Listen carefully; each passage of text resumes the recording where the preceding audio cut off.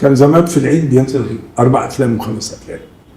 في سنة من السنين اللي نزل فيه الدرجة الثالثة، نزل الدرجة الثالثة نهر الخوف، نزل محمود عبد العزيز، نزل طير في السماء إمام البحر درويش، نزل فيلم اسمه السجينتان إلهام وسماح أنور، ونزل فيلم اسمه الشاويش حسن. خلاص، المنطق يقول ان اعلى ايراد هيبقى الدرجه الثالثه نهر الخوف، يليه ناطير في السماء، يليه السجينتان عشان الهام يليه الشاويش حسن. لا، الايرادات كانت كده مقلوبه. ليه؟ في ماكيت للشاويش حسن، الممثله اللي موجوده بتغسل وقاعده رجلها باينه، انت عايز الجمهور ده خلاص. وقلت له ان انا بتوعدني بده، فدخلت السجينتان في التريلر بتاعه بنتين بينطوا في النيل وبيركبوا موتوسيكلات وبتاع. انا عايز اتفرج على ده، هدخل الاقيه مظبوط. طير في السماء اغاني وبتاع مش عارف ايه، فيلم غنائي لطيف هيغني.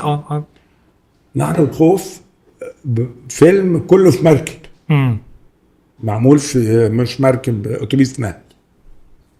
والفيلم الاخير اللي انا درجه الثالثه. يبقى انت توجهت الجمهور غير جمهورك، ما تستناش ان الفيلم ينجح.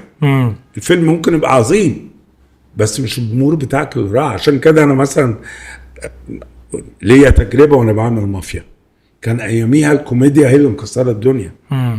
فالله يرحمه محمد حسن رمزي قال لي حط افيهات في التريلر كده عشان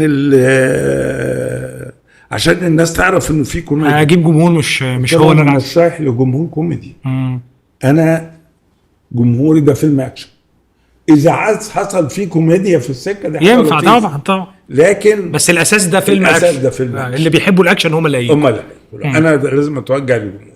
عشان كده يعني انا عن نفسي الافيش لازم يبقى متناسق جدا مع الفيلم واسم الفيلم، والتريلر او المقدمه اللي بتنزل في التلفزيون لازم تتوائم مع الفيلم. مثلا كاراتيه، خد بالك محمد خان حلو.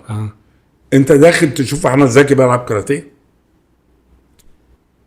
لان فيلم اسمه مستر كاراتيه طبعا، والافيش احمد زكي لابس بدله كاراتيه، والتريلر مقدمه فيها اغنيه انا بص اللي في النص بيلعب كاراتيه، حلمه حلو.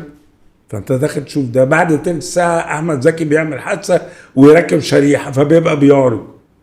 انا جالي احباط وانا بتفرج، والجمهور جاله احباط، فالفيلم ما اشتغلش.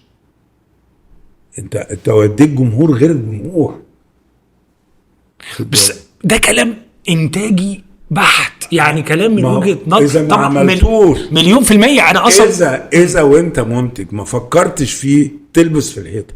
دي ازمه السينما كازمه سينما، ان احنا لازم نبقى متفقين على انا والجمهور والعاملين في الفيلم.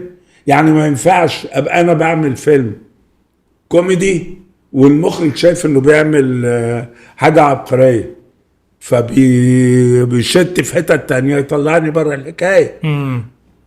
ولا الجمهور يبقى داخل يتفرج على فيلم كوميدي فما يلاقيش. يعني ايه؟ لازم تبقى احنا كلنا نتفق عشان الفيلم ينجح.